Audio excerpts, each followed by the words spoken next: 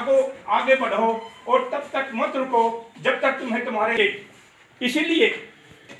युवाओं से आह्वान किया था कि हे मेरे देश के युवाओं, तुम आगे बढ़ो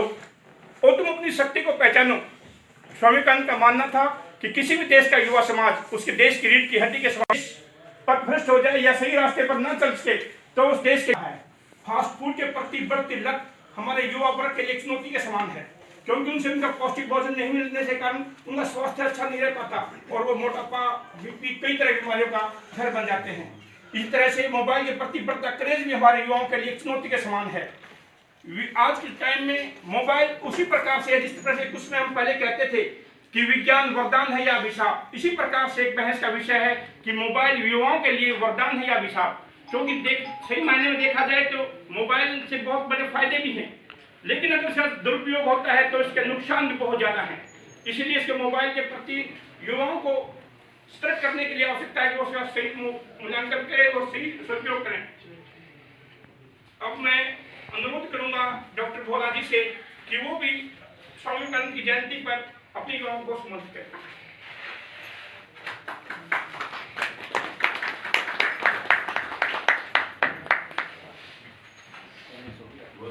मान और सम्मान के योग्य हमारे टीम के सिविल सर्जन महोदय, चंडीगढ़ से पहुंचे हुए हमारे मोदी अधिकारी और district TB officer deputy CM doctor JK Maan अपना सिर्फ शारीरिक नुकसान नहीं करती बल्कि उसकी फैमिली का, परिवार का, आस पड़ोस का, यहाँ तक कि राष्ट्र का भी जो है वो अहित करने के लिए फिर सोचते हैं। क्यों? क्योंकि उसका जो अपना माइंड है, अपना जो दिमाग है, वो फिर सोचने और समझने की शक्ति को खो देता है और वो पूरी तरह से जो है वो उस ड्रग अब्यूज के कब्जे में आ जाता है, कि नशे के कब्जे में आ जाता है। यानी कि इसका सिर्फ यही नुकसान नहीं है कि व्यक्तिगत नुकसान, व्यक्ति अपना ही नुकसान करता है, फाइनेंशियल बर्डन के अलावा भी जब व्यक्ति इसमें पैसे खर्चना शुरू करता है तो अपना नुकसान तो पैसे का करता ही, जब उसको पैसे की पूर्ति नहीं होती तो वो फिर गलत आदतों के अंदर भी संलिप्त होना शुरू हो जाता है। यानी कि पैसे की पूर्ति के लिए फिर वो अपने घर पे चोरी चकारी करनी शुरू करता है और वो घर से शुरू होकर के ये चीज़ फिर आस पड़ोस के अंदर भी शुरू हो जाती है, यहाँ तक कि वो आपराधिक गतिविधि करने के लिए भी नहीं चूकता, पैसे को प्राप्त करने के लिए और नशे को प्राप्त करने के लिए। क्यों? बच्चों का भविष्य, कैरियर खराब हो जाता है तो वो व्यक्ति जो है किसी भी तरीके से राष्ट्र हित की या अपनी जो है फायदे की बात नहीं सोच सकता। क्यों? क्योंकि उसका जो दिमाग है वो पूरी तरह से उस नशे की काबू में होता है, अपने नियंत्रण में नहीं होता, और उसको वो अगर नशा नहीं मिले तो वो उसकी एवज में किसी भी तरह का असामाजिक और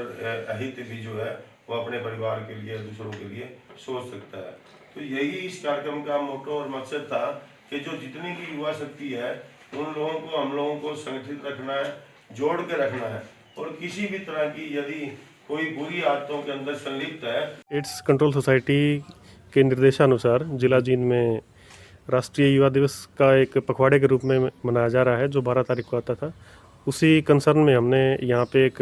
अवेयरनेस कैंप का आयोजन किया है, जिसमें स्वास्थ्य विभाग के लोग आए हैं, एनजीओ के लोग आए हैं और बाकी और भी जनरल पब्लिक के भी लोग आए हुए हैं। तो युवा दिवस के अवसर पर हमने जो श्री विवेकानंद जी की जन्मदिवस के अवसर पर मनाया जाता है, उसके सिद्धांतों का, उसके मूल्यों का हमने उस पर विचार किया है और उनको हमने अपने जीवन में उतार कर अपने जीवन मूल्यों से जोड़ के उनको जीवन में आगे बढ़ने के लिए उनसे प्रेरणा ली है। और ख़ासकर युवाओं से आह्वान किया है कि उनके द्वारा जो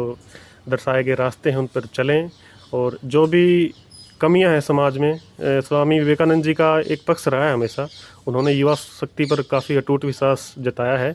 और देश के विकास एवं निर्माण के लिए उन्होंने युवाओं से ही आह्वान किया था कि आप लोग आगे आएँ और देश के निर्माण में अहम योगदान दें। उन्होंने कहा था कि जब देश के युवा अपने देशवासियों के लिए सुख सुविधाओं का त्याग करेंगे तभी जो है भारत देश राष्ट्र दोबारा खड़ा हो पाएगा। तो इसी उपलक्ष्य में हमने एक यहाँ पे आयोजन किया था और civil surgeon doctor Manjeet Singh के निर्देशानुसार और हरियाणा एड्स कंट्रोल सोसाइटी के निर्देशानुसार स्वामी विवेकानंद जी के जीवन से प्रभावित होकर, उनके सिद्धांतों और मूल्यों से प्रभावित होते हुए हमारे जो स्वास्थ्य विभाग की तरफ से जो है 12 से 18 तारीख तक एक राष्ट्रीय युवा पखवाड़ा वो मनाया जा रहा है। और स्वामी विवेकानंद जी ने एक ही बात कही कि हमारा जो यूथ है वो समाज के लिए एक रीढ़ की हड्डी का कार्य करता है, और यूथ को हमेशा अपने हित की ना सोचते हुए राष्ट्र हित की बात सोचनी चाहिए, और वही बातें उन्होंने अपने जीवन के अंदर भी उतारी। तो आज का युवा जो अगर पथभ्रष्ट ना हो, उसके लिए यहाँ एक ट्रेनिंग कैंपेन रखा गया जो कि 12 से 18 तक बीच में चलता रहेगा। इसमें आज यहाँ के जो हेल्थ के स्टाफ थे वो रामजन ने इसमें पार्टिसिपेट और भागीदारी दिखाई। तो इनको सभी को एक ड्रग अब्यूज के ऊपर भी जो है प्रेरणा और जिताया गया कि आज का जो युवा है, जो 15 से 25 साल के किशोर अवस्था से लेकर के यूथ है, वो पथभ्रष्ट होकर के किसी भी तरह के नशे के अंदर ना संलिप्त हो, इसी के लेकर के एक सेमिनार किया गया। और एड्स और HIV के ऊपर भी बताया गया, हेपेटाइटिस और ड्रग अब्यूज के ऊपर इन सभी को जो है एजुकेट किया गया, ताकि